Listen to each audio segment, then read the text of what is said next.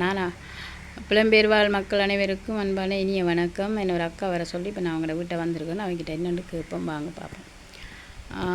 வணக்கம் அக்கா. வணக்கம்.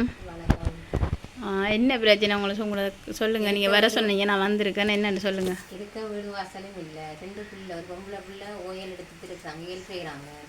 மகன் 4ஆம் ஆண்டு படிக்கிறேன். சரியான கஷ்டம், சாப்பாட்டுக்கும் கஷ்டம். இருக்கே வீடு வாசல் உள்ள கூலி வேலைக்கு தான் போகிறேன் நான்.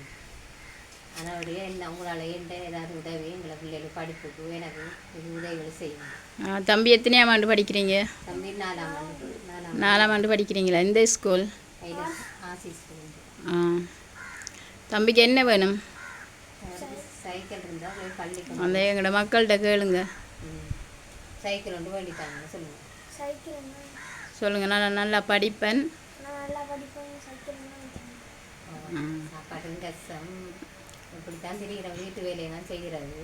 வீட்டு வேலையை செய்கிறேன். நீங்கள் வீட்டு வேலையை தான் போகிறோம். அதுக்கு தான் 1000-1800 காசு தருவாங்க. அதை சட்டி வேணாலையும் உணவு தரக்கூடிய அது காணும். பிள்ளைகள் படிப்பு. இப்போ நீங்கள் இருக்கிற வீடா இருற எங்கடா இல்லை.